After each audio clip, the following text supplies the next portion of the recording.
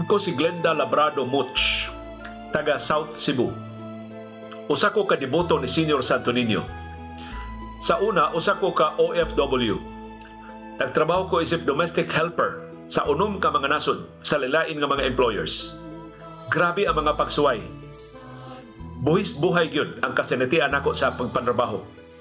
Dili ko perpekto na pagkatao o pagkadeboto, pero ako gid siyang sangpiton si Senior Santo Niño.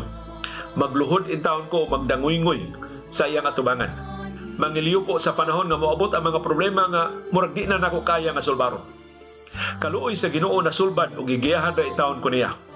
Siya ray nasayon, siya gyud ang kasumbungan nako sa tanan.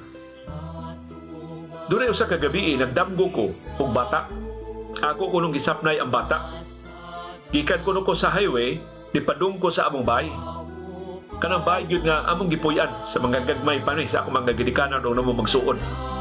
Nya pagsunod ako sa among bahay, akong gibutang akong gisapnay nga bata ngadto sa altar. Pagsunod akong lingi, wa naman diha ang bata. Paghangad ako, andako kay imahen ni Senior Santo Niño ang ako nakita. Purtigin akong hibunga. Dahil nakamata ko sa akong damgo. Pagkabuntag, nakahinukto ko. Sa 9 years na ako nga panrabaho, so pag ko nagdamgo, what yun ko'y kwarta?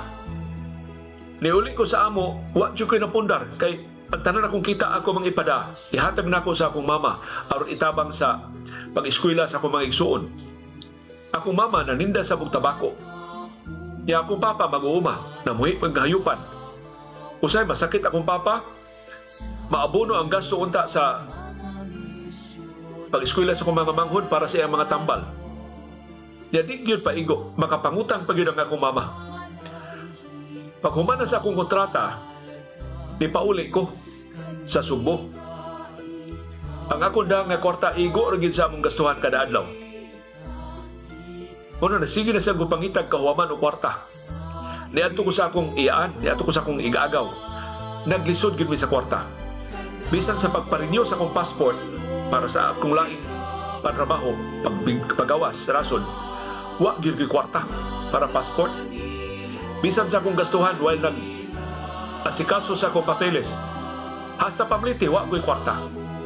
Putok, nipuyo ko sa akong mga iyaan aron adto intaw nga libre og kaon o malibre og pinuyanan. Maayo ra pud kay gitabangan ko sa akong mga tiya. While nagpadayon kong trabaho sa pagka-domestic helper, mga 11 years na, bisan pas daghan akong bayranan, di higayon naka-extra money ko og 3,000 pesos. Nahinomdom ko sa akong damgo. Mao naka-desisyon ko nga ang akong sobra nga 3,000 pesos akong ipalit og akong kaugalingong imahen ni Senior Santo Niño. Kay dugay na kay ko nangandoy og imahen ni Senior Santo Niño.